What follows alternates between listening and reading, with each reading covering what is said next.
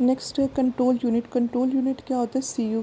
The CU controls and guides the interpretation, flow and manipulation of all data and information. इसमें क्या होता है? CU क्या करता है? एक सुपरवाइज़र की तरह एक्ट करता है। इसमें क्या करता है? कंट्रोल करता है और गाइड करता है कौन से ऑपरेशन परफॉर्म होने हैं। ठीक है। The control unit even controls the flow of data from input device to memory and from memory to output device. Control unit क्या करता है? कंट्रोल करता है डाटा के फ्लो को, जो इनपुट डिवाइस से मेमोरी से और मेमोरी से आउटपुट डिवाइस तक। अब इनपुट से मेमोरी में जाएगा, ठीक है, कुछ भी इनपुट लेना है तो वो कहाँ से लेगा? मेमोरी से लेगा। और आउटपुट भी कहाँ जाएगा? मेमोरी से आउटपुट जाएगा हमारा। ठीक है। नेक्स्ट है आपका रजिस्टर। रजिस्टर्स क्या होता है? एक तरह का आपका स्टोरेज डिवाइस आप कह सकते हो, जो आपका क्या करता है? डाटा को होल्ड करता है। बट कैसे होल्ड करता है? टेम्परेरी होल्ड करता है। ठीक है। जहाँ पे लिखा हुआ है सेकेंड लाइन देखो, the CPU uses register to temporary hold some important processing information during the time the processing is taking place.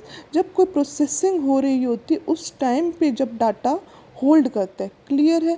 CPU में स्टोर सम पार्ट डाटा और सम मेमोरी एड्रेस और some instruction in the processor register. Next topic आपका memory. Memory आपकी दो type की होती है, एक होती है प्राइमरी मेमोरी और एक होती है आपकी सेकेंडरी मेमोरी। प्राइमरी मेमोरी को आप लोग मेन मेमोरी भी कह सकते हैं। The memory of a computer is often called main memory or primary memory. जब a group of 8 bit is called a byte. जो मेमोरी है उसकी एक यूनिट होती है जिसको हम क्या बोलते हैं? Bit.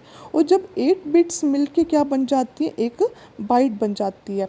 1 byte is the smallest unit which can represent a data, item or a character. Clear है? यहाँ पे नेक्स्ट पेज पे देखो, यहाँ पे आपका दे रखा है यूनिट क्या है? 1 बिट।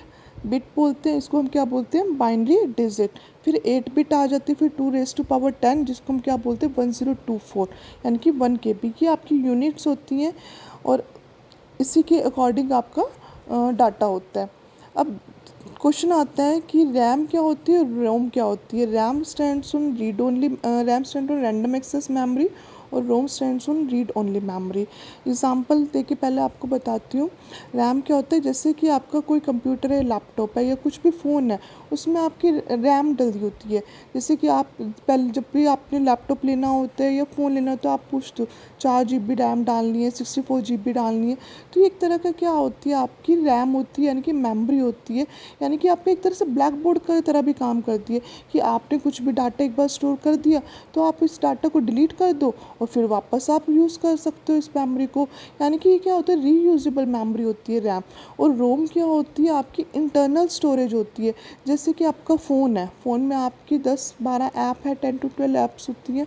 तो उसमें जो उसने जितना स्पेस लेना है वो लेना ही लेना है।